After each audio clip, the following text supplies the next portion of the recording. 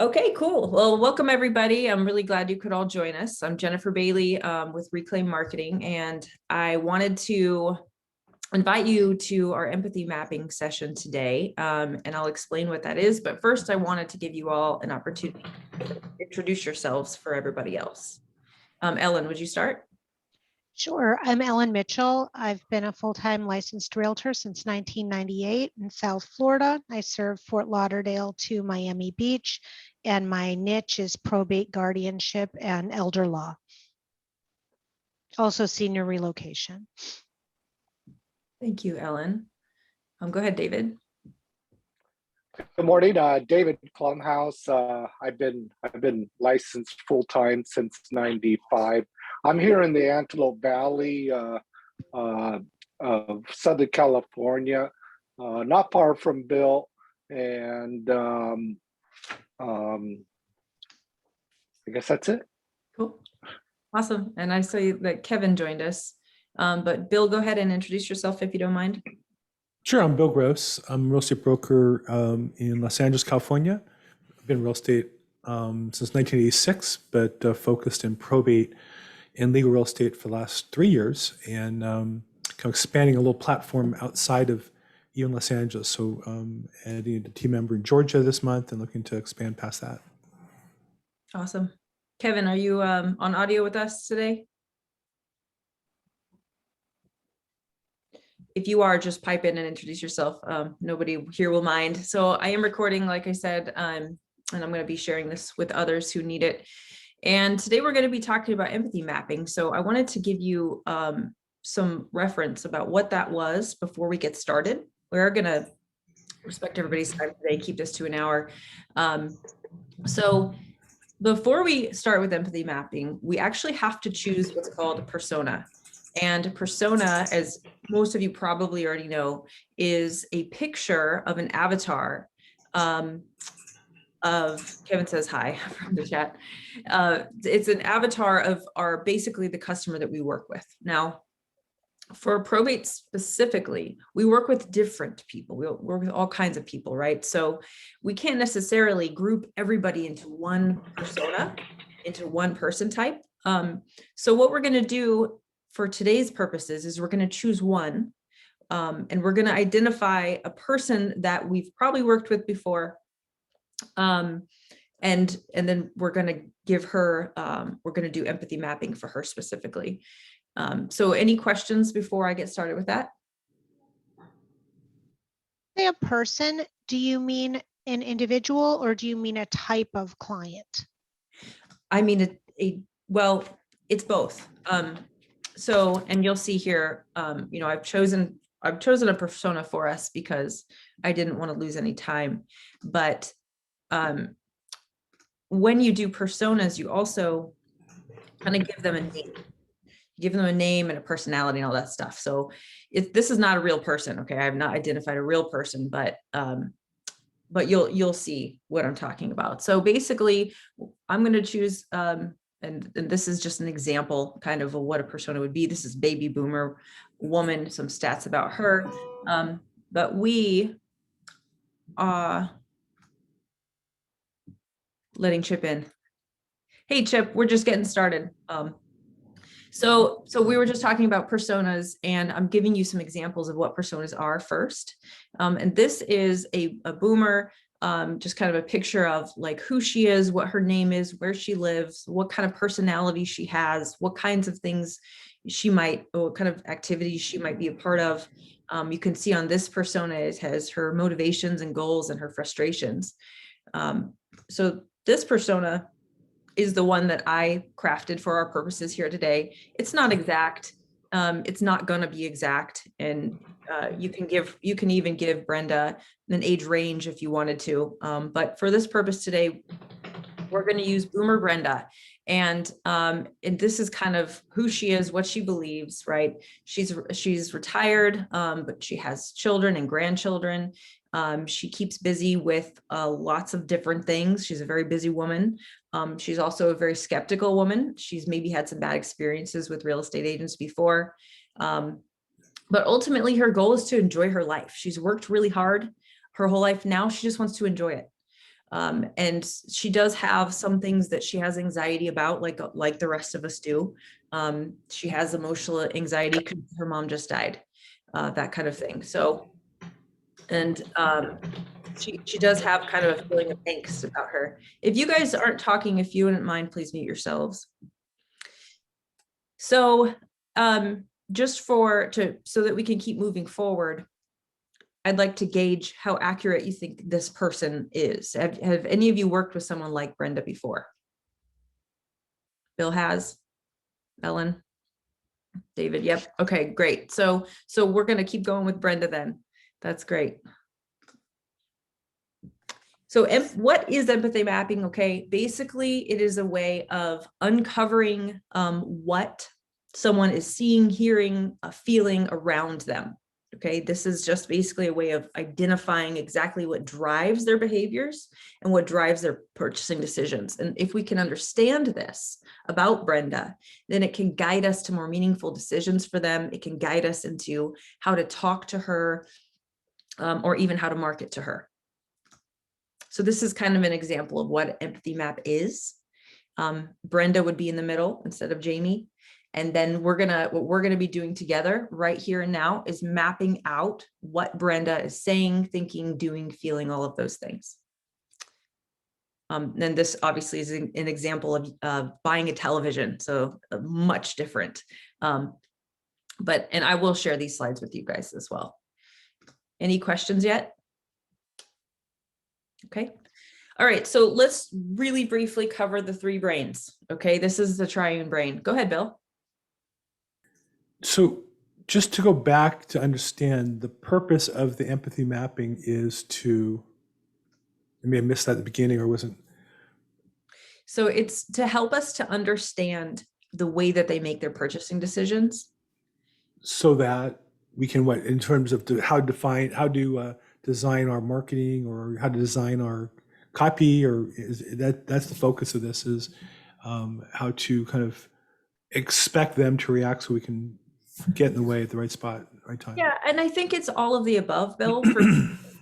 If I was going to be marketing to Brenda, I would use this first and foremost to make sure I'm serving her correctly, to make sure I'm filling the needs that she has to my capacity, right, to what I can do.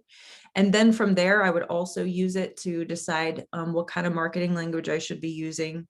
What are the ways that she wants to be marketed to? What are the ways she doesn't want to be marketed to? What are some anxieties that we need to overcome in order to work with her? So those are the kinds of questions this is going to help us answer. And then again, maybe again, cover this in the beginning, it was a little quick for me maybe, but, and we're not pretending that she is the whole market or even the majority or even a sizable minority. We're just identifying this as our ideal. And this, not, I mean, she's not my ideal, but whoever, this is somebody's ideal client. So we're kind of going for a niche or segment, but we're going in deep in a way that we can be so effective with that segment that we can get results. But we didn't do any kind of research to determine the majority or boomer Brendas or anything like that. This is really our ideal client that we want to work with, that gives us happiness and joy or success. Is that what, am I on track with that? In real empathy map, when you are, oh, I have Joe trying to enter and I wasn't letting him in. Okay.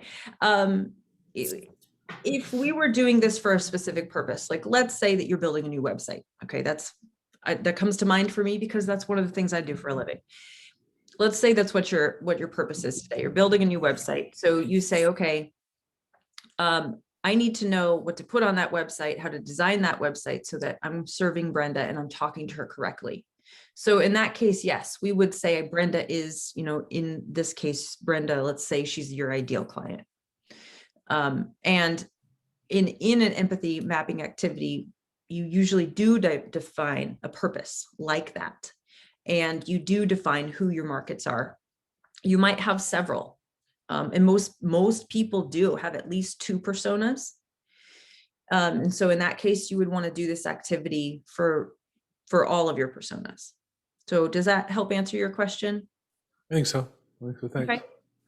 Great. And hopefully, as we move on, any other questions you have will be resolved as well. Okay, so real quick, we want to understand how the brain functions and how our decisions are made.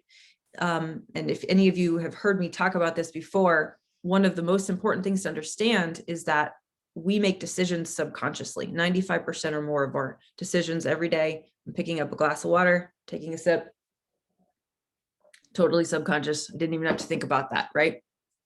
And that's because we have the triune brain. They don't operate independently of each other. Okay, this is still one brain, but they're responsible for different decisions. Okay, so, and again, I'm going to share these slides with you. I'm not going to spend a lot of time here.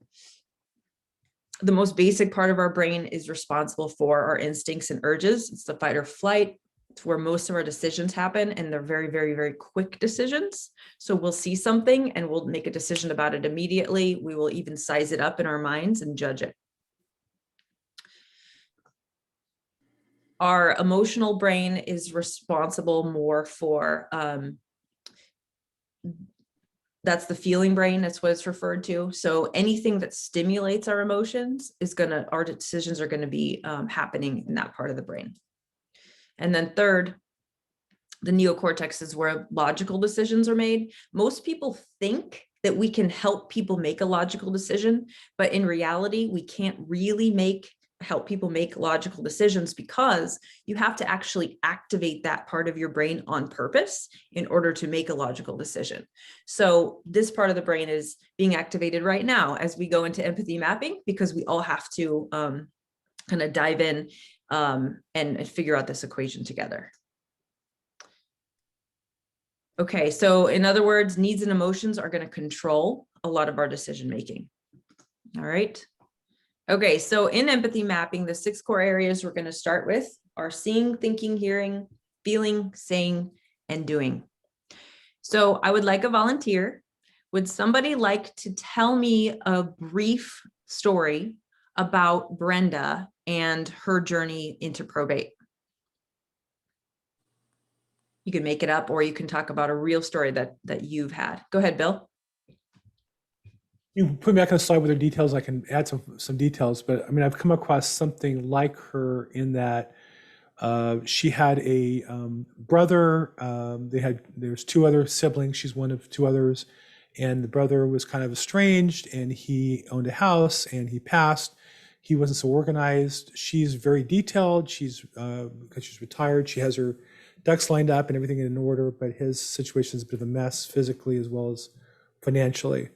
And she knows how to do things on her own, so she doesn't necessarily need a realtor. Most realtors are really just about cookies and candles, and she knows that she needs to get the house cleaned up and sold and taken care of. Okay, so how did this? What was the very beginning of her journey? Could you tell us what that was? In probate, well, her brother died. She found out her brother passed away. Okay, so how close was she to her brother, do you think? I mean, cases I come across like this, surprisingly for me, they're strange. She knew him. They hadn't talked in a few years. They talk on the phone kind of at distance, but they're not that close. Because he's in probate, he didn't have a trust. He didn't really have his act together. So he was kind of like the brother who's a little wilder and not so well prepared. And she's retired, so she's very orderly, has her things together, and is kind of frustrated with the mess and the details that have to be taken care of. Okay, all right, that's a great picture. So what we're going to do now is we're going to talk about the things that she's seeing once she enters this, this state. And this is through the whole journey, right? From the beginning to the end. It could be anywhere in the journey. So what are some of the things that let's start with the first one. Who and what is surrounding her right now?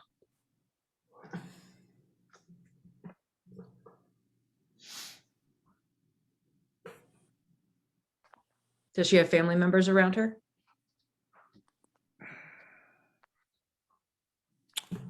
She has a sister, brother who's still alive, and she has her kind of handful of couple friends, and her kids who are grown up and independent. Say for this, for our purpose, that she is married. Okay.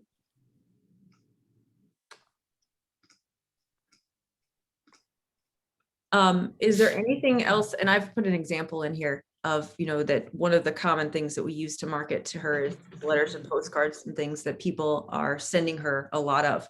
What else is she seeing? What kind of information is she being exposed to? And this actually does not have to be just probate related. This could be anything that's going on in her life right now. What kinds of things is she being exposed to, do you think?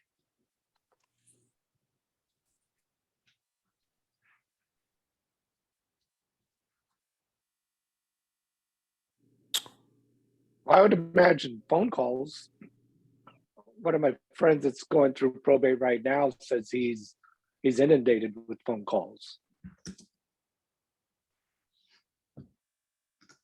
which is, it can affect different people differently. And I know I don't like unsolicited phone calls, but I always have to answer the phone because it could be a client. And in my experience, she's also trying to figure out a roadmap. She hasn't been in this situation before. She has some knowledge and she's trying to figure out, okay, like this says she has siblings. Are her siblings heirs as well? There's the real estate to sell. What else is involved in the estate? She's probably looking for some central figure to break things down for her in an orderly way so that she can get her hands around it, because there's a lot to digest and it's coming in very quickly, especially if they weren't in regular contact and she wasn't expecting this. Okay. So what kind of questions do you think she's asking? Keep going. What other assets does the brother have? Who are the heirs to the estate? What are going to be the expenses to settle the estate? What do I do with all of the personal property in the real estate? What are my responsibilities? Do I have any liability here? Am I being compensated for my time if there are multiple heirs? Is she the personal representative? Sorry, my slides keep going back and forth. So let's talk about the information she's being, and a lot of that, Ellen, I'm going to move down to the next part, which is thinking, but what types of information is she being exposed to every day? Let's take the probate piece out, right? She's a very busy woman. She's probably on social media. So what kinds of things is she seeing in social media? And you're probably aware that boomers especially are active in Facebook mostly.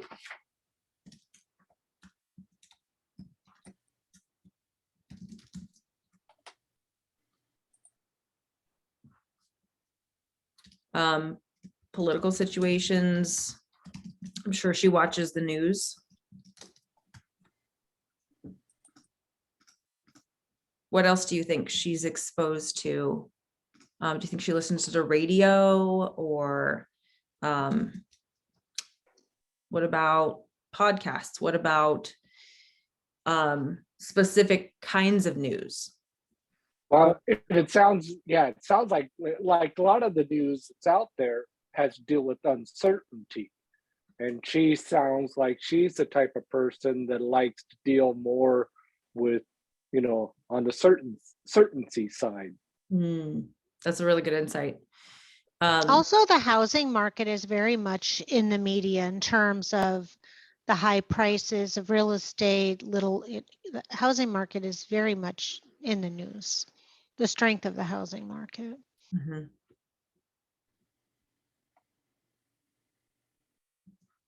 She might be reading some specific magazines, novels.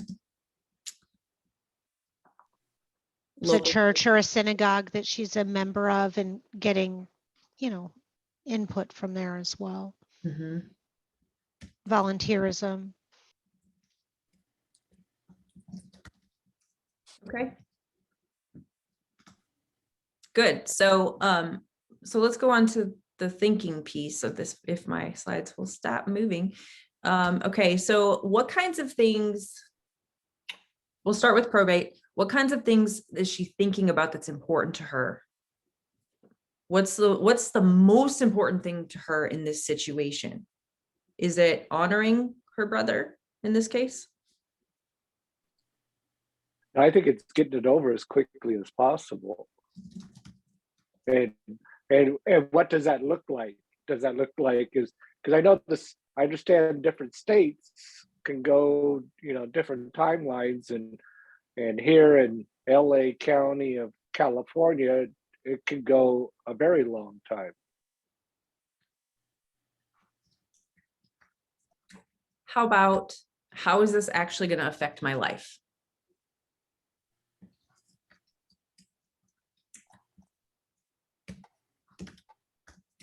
Or interrupt my life?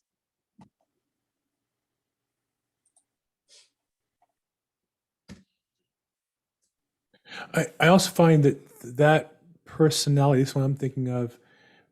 It's really important for them to feel that they did a good job and can articulate that to their world, that they're used to being in control, they're used to having some success, they're used to following procedures and getting things done, and they have to be able to tell their friends, family, I did this and I saved money, or I got a great price, or I got a great outcome. They have to have the cause or the in control of the process. I like that a lot. I'm thinking of the hero mentality in this situation, because ultimately she wants to be the hero of the day. And this is true of anytime someone's trying to accomplish a goal. She wants to be the hero. So what does that mean for her? What is the end goal, and what is the transformation that needs to happen for her?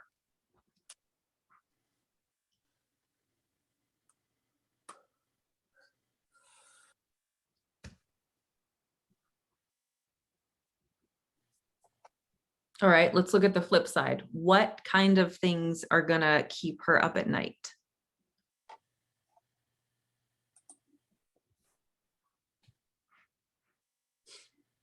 Are there specific pieces here that, If there are unpaid bills, things that she's unaware of, how does she act? Can she access the money? Is there a bank account? So I think the unknown is going to keep her up.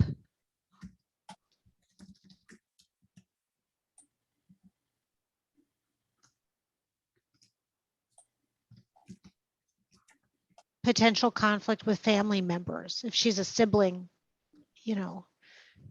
she may be concerned about the other family members are calling, putting pressure on her to move more quickly. I see that all the time.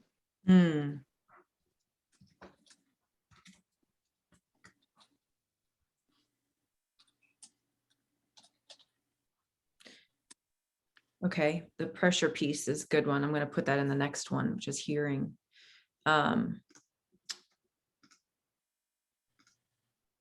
So what are some things that she would think about in terms of what her goals are? I'm going to bring us back to this one real quick. What is her end goal? Not just to be able to tell her friends that she did it, right? But what else? To sell the property in the shortest amount of time for the most amount of money with the least amount of difficulty for her.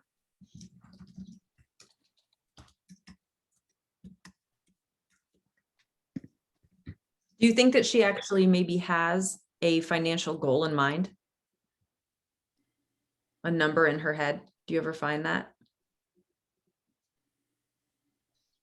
It depends what stage. I mean, in the beginning, she could be just assessing that. She might not know, is there a mortgage on the house? How much is the mortgage for? How much is the home worth? She's gathering. And she's information gathering in the beginning. And at some point, not just the beginning, but at some point she might have a financial goal, and it could be the positive or negative. Her goal could be not to lose, not to have to pay out on debt. Is that accurate?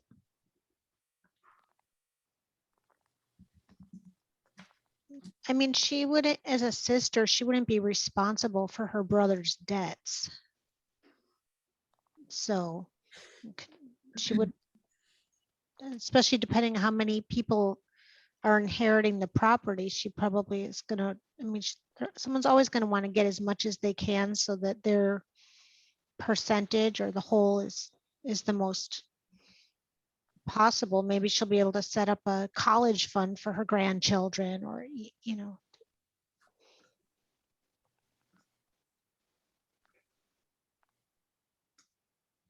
Okay.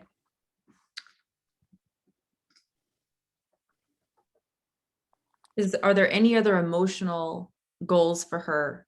Emotional goals, things that she feels about her brother, maybe a resolve she wants to come to about the relationship that they had or didn't have?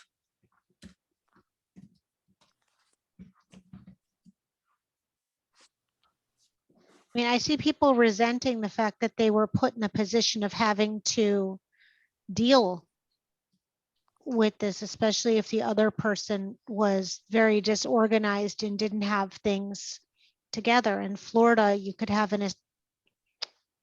avoid probate by having a trust. And so people will resent, why didn't they have this in a trust so that we could have avoided all of these legal expenses? Why wasn't everything in writing so that I would know what to do, as opposed to trying to figure everything out on my own? Okay. And I also think it's important sometimes is how they passed and what their age when they passed. I'm dealing with one right now where the brother committed suicide, and he tried really hard to, to get him taken care of, and it didn't work. The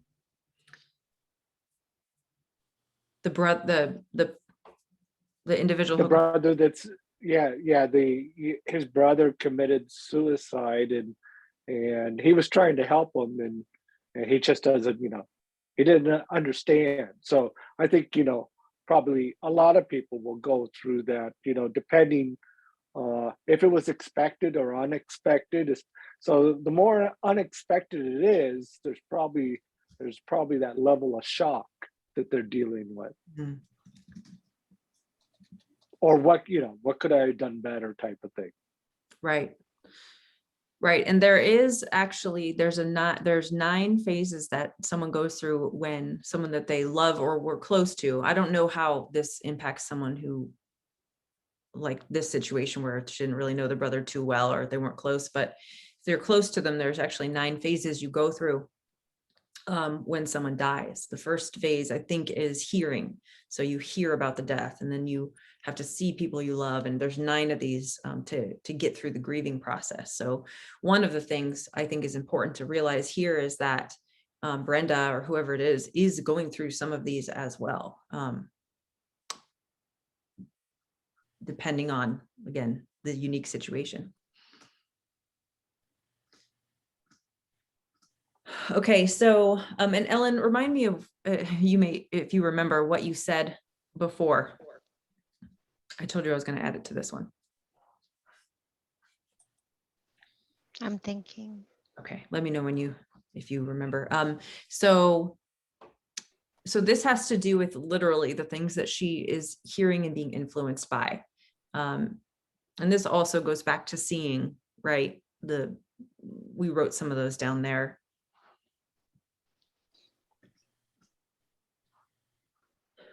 So what do you think her husband's telling her?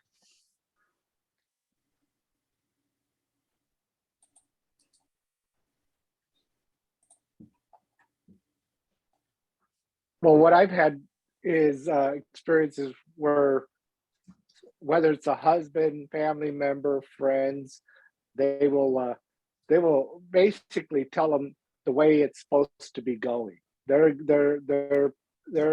giving advice that a lot of times it's not correct.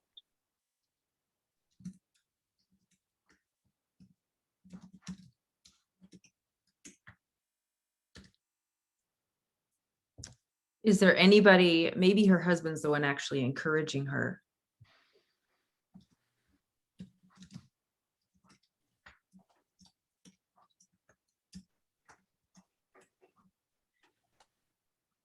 And what about the lawyer or anybody else in on the business side of things?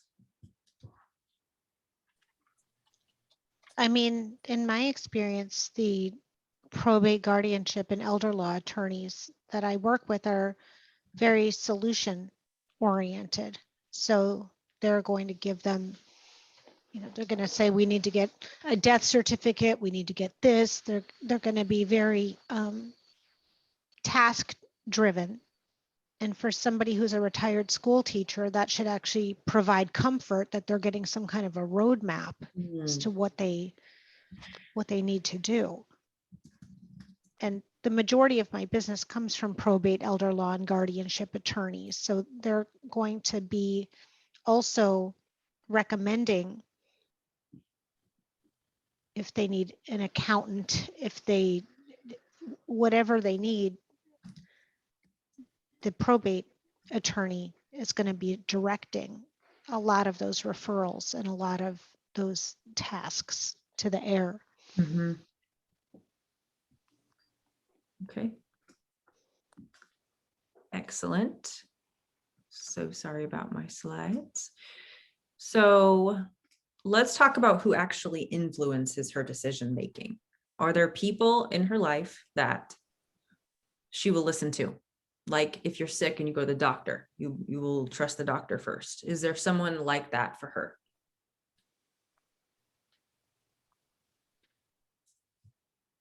The probate attorney, she's going to have, because they don't have a financial, if the house sells for $50,000 or $500,000, it's not going to impact the probate attorney. Their fees are going to be the same typically.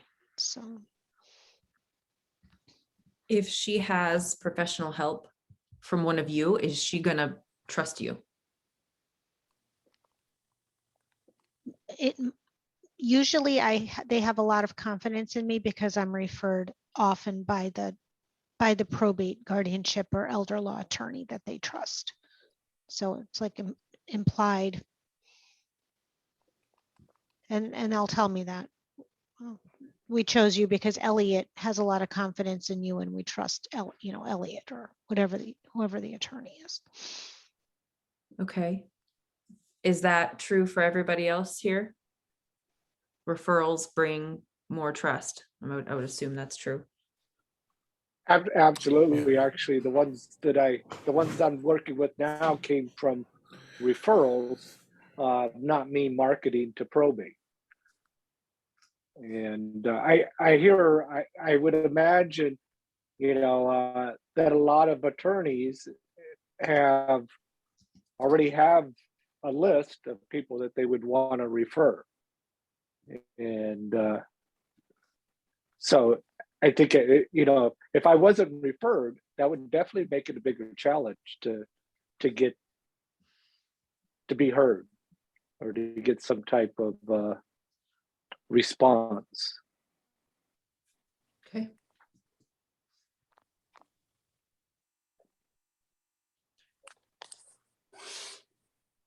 Okay. I don't feel like we can get but so granular with everything, because everybody has such a unique situation. So media channels, we can't really identify exactly what she listens to, but what you can do individually is think about locally. What kind of media channels do you have locally? Which ones is she probably listening to? What kinds of things are they saying? That kind of thing.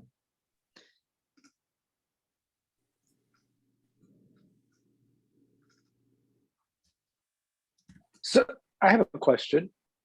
So when we're trying to maybe figure out what this person's feeling, thinking,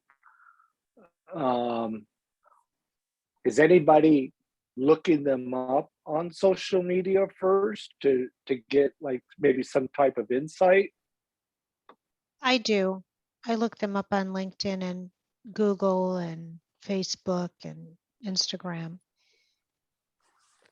And So- then when you do that, are you looking for certain things, certain characteristics? I'm looking for hobbies, things that I'm Jewish, for example. So if I see that they're Jewish, then I'll mention, I'll mention that. If I see that they have grandchildren, if I see anything that's a point of common interest, like I'm in a book club, if I see they're avid readers, I read what they post. If they're into yoga, whatever it is, I'm always looking to try to connect with them on something that they have an interest in. So you're kind of vetting them in advance of talking to them, or maybe at any point during the relationship.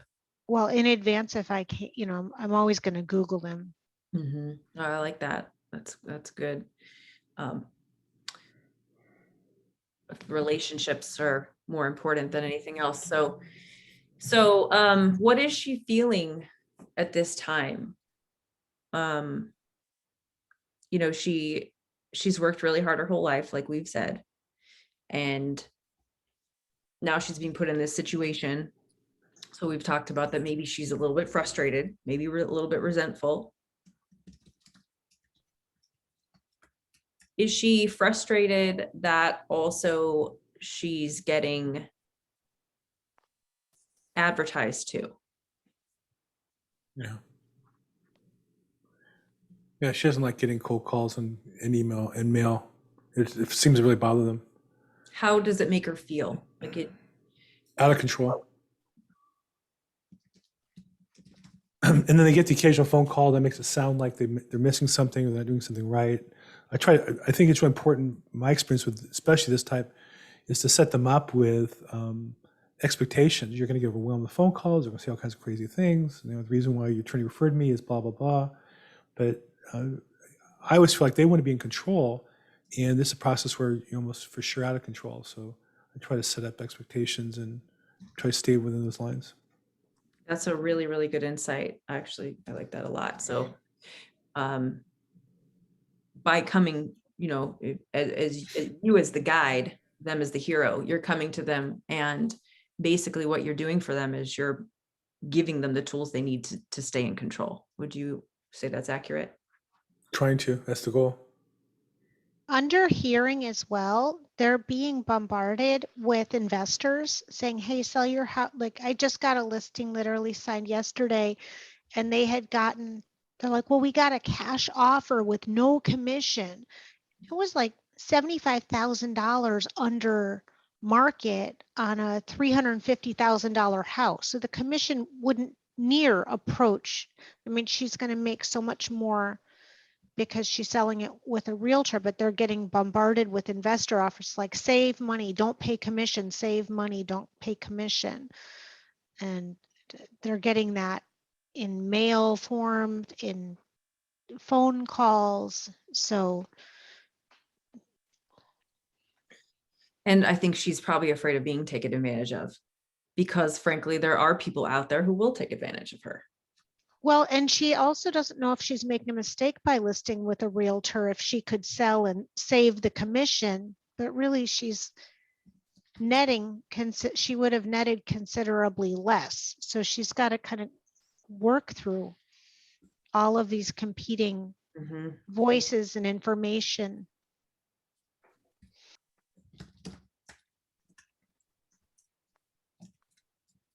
It's good. Do you think reminding them that their job or their duty is to do what's best for the estate as a whole, and that's why perhaps they shouldn't be so excited about those cash offers? Because I see the same thing. People see these cash offers, or all they hear is cash offer. I had one guy, it's a premium offer, but it's $100,000 under what it's, listed for. But because it's cash and no contingencies, they dress it up with some nice wording, and it does get people's attention. It does. And this goes exactly back to the fact that they are making decisions based on their emotions. You can give them both options. You can say, use a realtor. This is what you might expect to get, but this is what you have to go through. And, or cash offer right now, right here. Don't go through any of that. You don't even have to fix the roof. And they're not necessarily looking at, oh, well, what's the best decision for this estate? What's the best decision for me? It's more of, how do I alleviate the pains I'm experiencing right now? And that's why these empathy maps are so important for us to understand what she is feeling and thinking. Ellen, But I would say that it's option 3 is that I can list the property and bring her multiple offers from investors as well and push the price up by competing with multiple, like the one I just listed, it's not financeable. It's got an original roof. It's not financeable. It has to sell to an investor. But instead of the offer she got had a 21-day inspection period. I mean, it's not even a real offer. They just want to shop it, but she doesn't see that. She just sees the price and cash because she's not a sophisticated seller. I could look at 15 investor offers and negotiate the highest and best for her with the shortest inspection period or waiving inspection period. So it's not list with a realtor and get more or sell to an investor for cash quick. It's list with a realtor and get the highest possible price in the shortest amount of time with the most favorable terms. So you said that she's not a sophisticated seller, but why isn't she want to be? What? Well, she did list with me, but she thought, you know, hey, look, we're getting cash, we're saving the commission, this is going to be so great. And if she had signed it, it would not have been great, you know. So she's getting a lot of competing loud voices telling her what to do, and she doesn't want to make a mistake. Her 2 siblings inherited the house. She wants to do what's right. She doesn't know what that is. Have that desire, right? That's what she's feeling. She desire to do the right thing. But like you said, she doesn't necessarily know if what she's doing is the right decision. And for people who are experiencing heavy grief, let's say that she lost a parent and she was close to that parent, she's not thinking straight. She can't, the money and decision making, money and emotions do not mix at all when it comes to these kind of decisions. So she can't necessarily physically make the decisions at this point. So a lot of, this is a lot of really good information. I want to try and finish up the next couple real quick. So who is she talking to? She's talking to her family members, she's talking to her siblings, the people that are closest to her. She's probably explaining how she's feeling, maybe.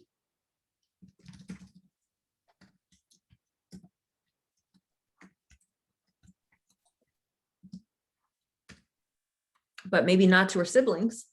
What do you think she's saying to her siblings? Back off. I know.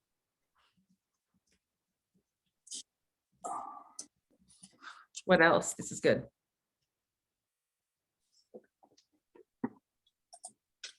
Oh, What are some things you've heard her say, if you can remember them?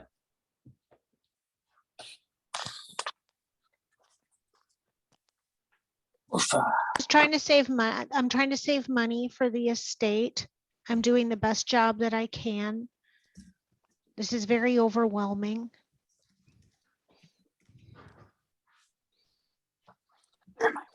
My parents said one thing, but it wasn't in writing. So now I'm having to share the property with my siblings when one of the siblings wasn't supposed to be getting the money.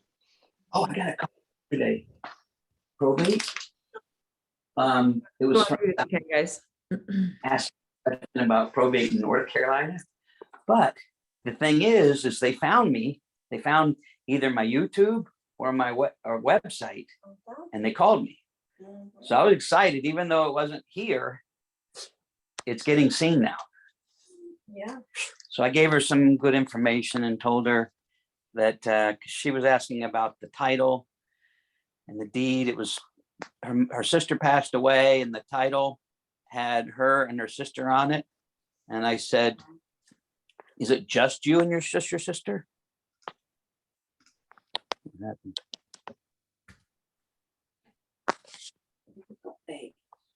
And she said,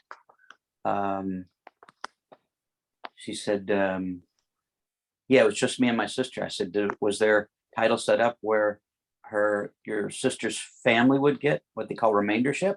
And she said, no, just me and my sister. I said, then you just go to the courthouse and ask them how to get the title moved from both names, give them a death certificate, move it to your name. Oh, that's it? Oh, Yeah. Okay. Okay, I send you my bill. Okay. $300. Hey, Chip. Oh, I'm sorry. You could hear me? You know what? To be honest with you, I thought you were talking to us, telling us a Sorry. good story. I apologize. You're okay. You're okay. Go on mute for me though. So what is she doing then? I think this is the last one. So this kind of will wrap up our activity for her. So let's start with her attitude.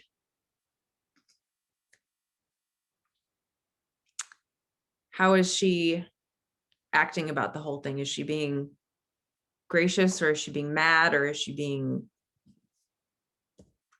how does she treat you? Let's start there. How does she treat you? My clients treat me very well because I'm providing solutions for them and tangible steps, which is what they're looking for. I mean, I refer to myself as their heels on the ground. So, they're like lost in this whole thing. And I'm like, okay, let's look at this step by step and providing them. So they're usually very grateful. If they're apologetic, if they get emotional, they're usually really happy to have somebody to walk them through the process, in my experience. That makes sense. Okay, and if she's going to get some R&R and like get away or like take a break from all this, what is she going to do? Go to the beach, Ellen? Well, most of my clients are adult children that live out of state. So Okay. I don't see, their, like I had one family, she's like, I'm going for a hike in the mountains, but most of them are adult children that live out of state and their parents retired to South Florida. That's the most common in my scenario, in my world. Okay.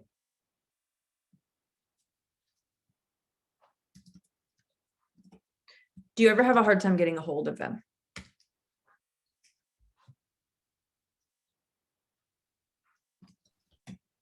I don't know, not typical. That's not typical.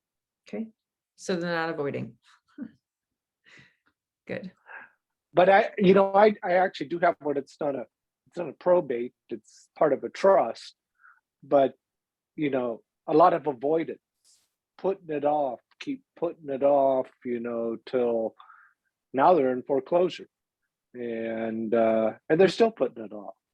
So I think in that case, potentially could be getting some bad advice, or that's just the way they are. They put things off till it's a real emergency, and then we're gonna have to deal with it. And that one right now is actually one of the, it's a bit of a challenge because they're getting really close to foreclosure, and it was a reverse mortgage, so I'm assuming they're going to be pretty aggressive about going through the process. Anything else we want to add to doing before I move on to the next quick bit?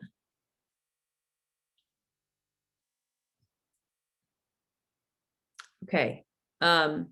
This has been awesome. You guys have come up with some really great insights. And I think that we pretty much nailed it for her, and again, no one situation is the same, right? So you can only go so far with these individual ones, but I think that there's some really good insights in here. In fact, I think I'll pull some of those insights out and maybe give you guys some ideas on what you can do with them. So her name was Brenda, right? Okay, so Brenda goes through 3 stages. Okay. If you ever take one of my workshops, I have this graph and it's like spaghetti on the wall. And it's basically like a big scribble and it goes like this everywhere. And that's what the journey actually looks like. It's not linear, but for our purposes, we describe it in a linear fashion. So there's 3 stages that she goes through in her decision-making: awareness, consideration, decision. Okay. So in awareness, she is realizing that there's a problem, right? And maybe it's that she realizes that she doesn't actually have any idea what she's doing.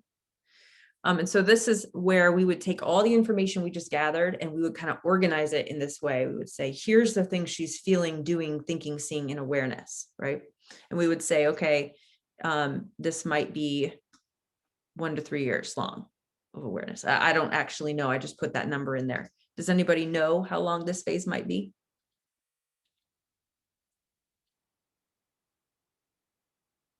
Before she actually decides to take act to start going through the process.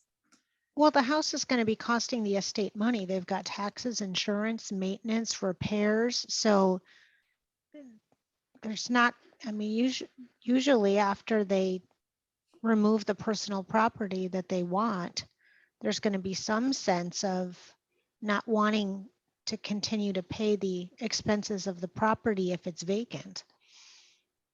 Okay. I Yeah, would say I'm 3 kind to of thinking 6 like- months, kind of, Mhm. What about you, David? Well, and I even think nowadays, especially with the amount of information that they're getting, that the awareness might even come a little bit sooner, like 30 to 60 days. You like was mentioned, once the personal property is cleared out and stuff, the bills start, 30 days, the bills start coming again, that it makes you aware because the bills are coming. Okay.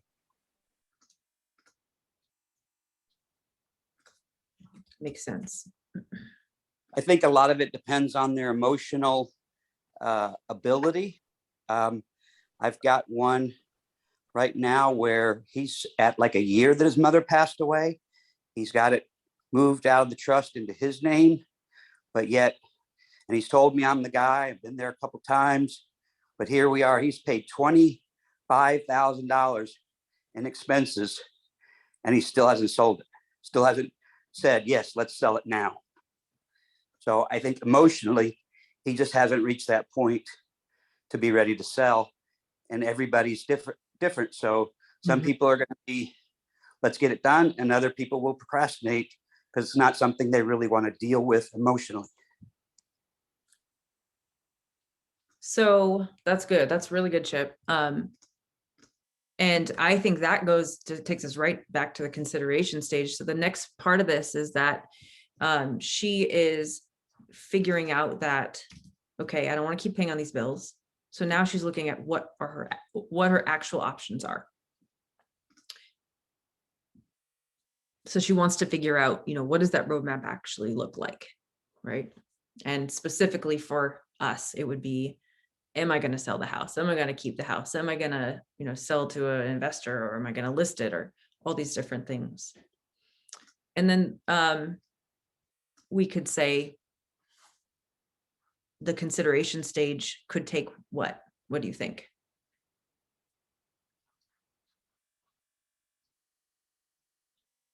Another 3 to 6 months, or is this longer?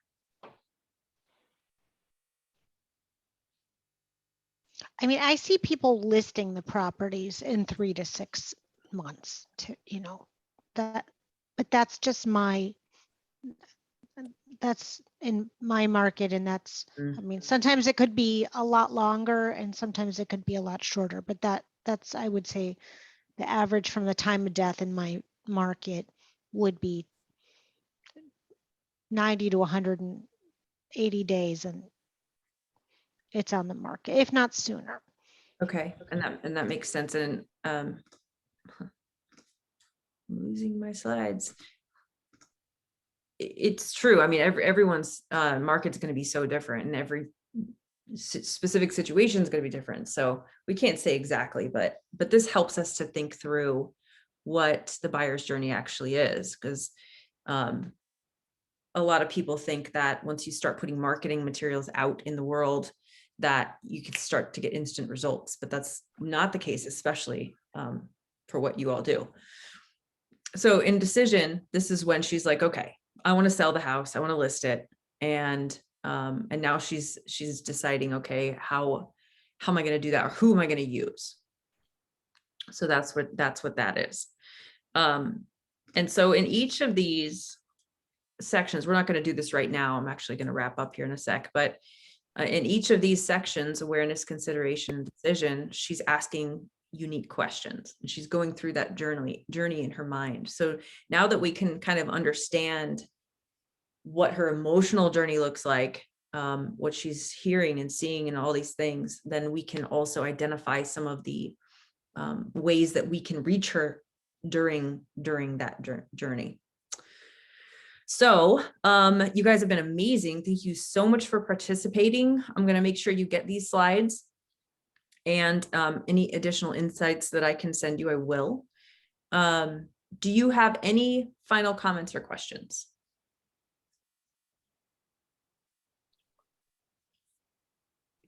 I have a question for Ellen. So Ellen, is most of your business then coming from referrals, or is it a mixture of referrals and marketing? Yeah, most of my business comes from referrals. I'm in a BNI group, and my ask to people is always to be introduced to probate, guardianship, and elder law attorneys. So instead of saying like I'm looking for buyers and sellers, or buyers, sellers, and renters, my ask is always to be introduced to probate, guardianship, and elder law attorneys. Okay, that's good. Got my BNI meetings tomorrow morning. I'll have to use that. Well, And, I would love to, if you see my information, I'd love to schedule a one-on-one, and maybe we can talk about it further. yeah, I would like to do that. Thank Okay. you. Thank you. Cool. Awesome. Love to see that. Also, there's a ton of notes in this chat that I didn't even pay attention to when we were talking, but I'll grab those and I'll plug those in as well. So if you guys have any other insights, please feel free to shoot them over to me. And that's it for today. Everybody have a great day and rest of your week. Thank you, Jennifer. Thank Thank you, you. Have everybody. a great Guys. day. Bye. Thanks. Thank you, Jennifer. Thanks. Bye.